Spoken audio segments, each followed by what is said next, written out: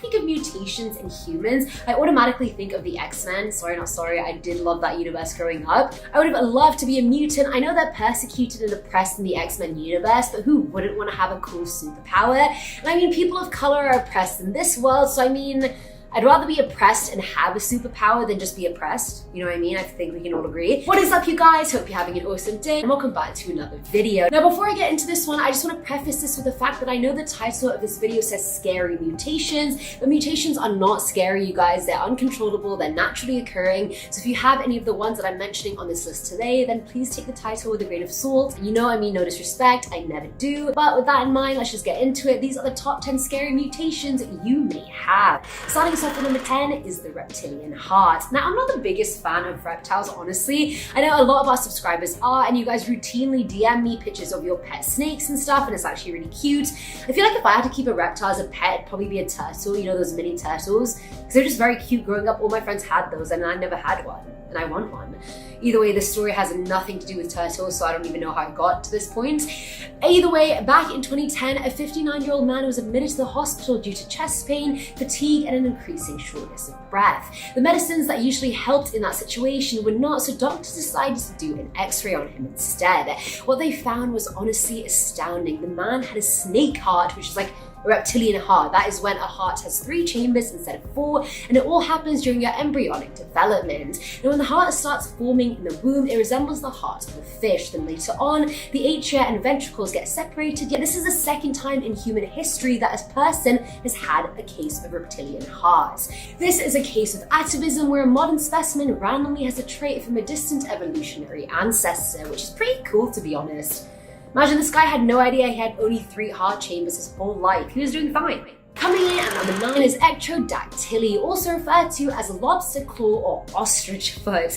Now, this mutation results in people having split hands and feet, and there are 2 types of this mutation. Now, the first one is when the person is missing their middle digit, and in place of it, there is a large cleft. In type 1, webbing between the fingers is also very possible. However, in type 2, the person actually has a 5th digit and no cleft at all. Interestingly enough, both types can be found in a single family, which I think is just very cool. Now, ectrodactyly is caused by a mutation in chromosomes 7, 3, 10, or 2, and there's a 50% chance of a parent passing the mutated gene onto their offspring. Now, despite having less or more digits on their hands and feet, people who have the mutation are completely normally functioning individuals. I mean, you just have an extra digit, or not. At number 8, we have multiple breastises. You know, breastises, like how Kanye says in Drunken Love, the remix. Either way, this one is pretty self-explanatory. This mutation is known as accessory breast syndrome, and it results in the person having more than 2 boobs.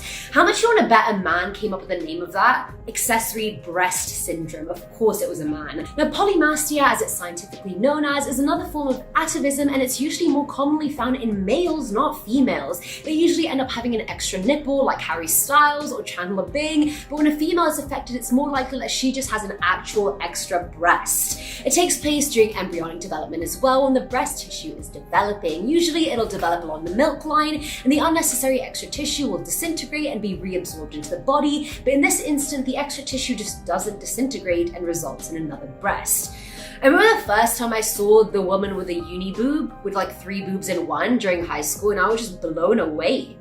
Like, which one do you even breastfeed with, if not all 3? Following on number 7 is Proteus. Now, this is a very rare overgrowth condition that affects the organs, bones, and chin. Now, it affects people unevenly, meaning their bodies will not look symmetrical as a result. So Proteus leads to many health issues like pulmonary embolism. It can cause seizures as well as mental disabilities. A lot of people who are affected develop lesions on their skin that look like thickened skin with just grooves on top. This one is not environmental. It again happens where there's a mutation in the ATK1 gene. But this gene controls things like division, growth, and death, so I mean it's a pretty important gene, just letting you know. Now, at number 6 is polycephaly, aka having more than 1 head, common in animals like snakes, but very uncommon for humans. Although some people are two-faced, that is a thing. Not that I'm salty about it, you know what I mean? just meet those people.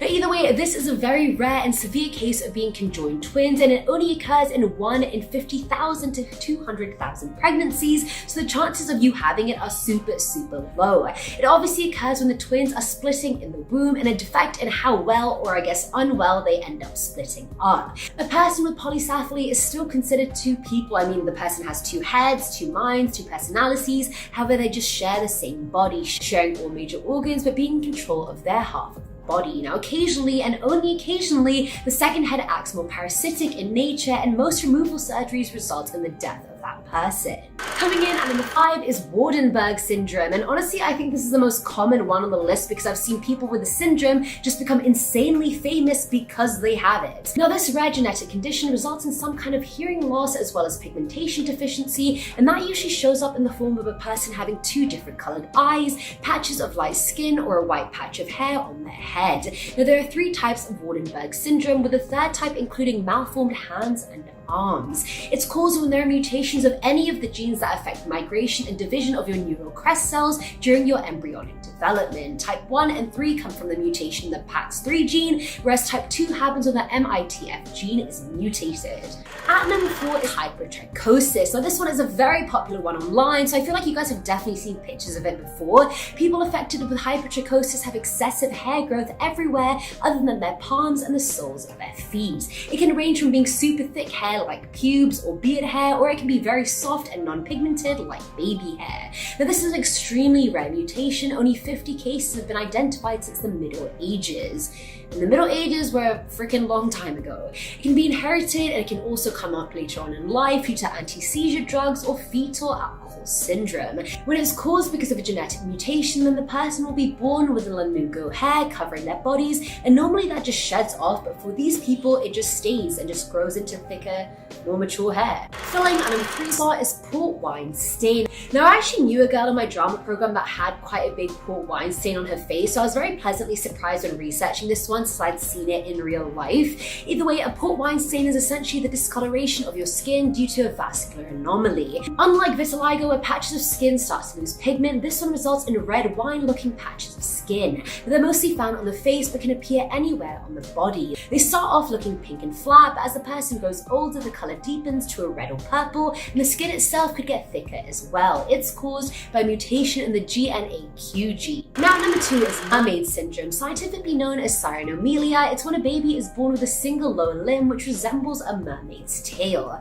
Mind you, this is rare as hell. There's only been 300 cases in history, and the chances of having it are about 1 in 60,000 to 100,000. It's more common in males than females, and most kids born with it unfortunately die soon after.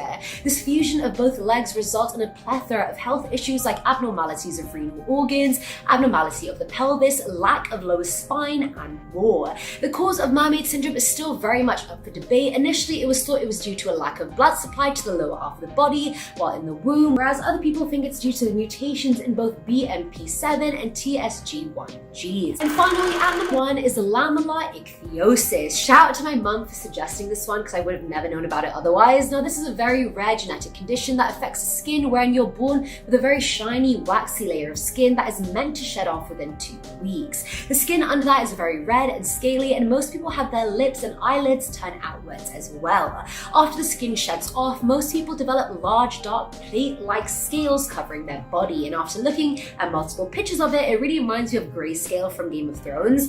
90% of the cases of this condition are caused due to mutation in the TGM1 gene, and it's usually inherited. And that is it for today's video, guys. Huge shout out to my mom because she gave me quite a few of the ones on this list. Shout out to you. Either way, let me know what you guys think in the comments below. Let me know if you have any of these and what your life experience is. I'd love to know. I'll catch you in the next one. Bye.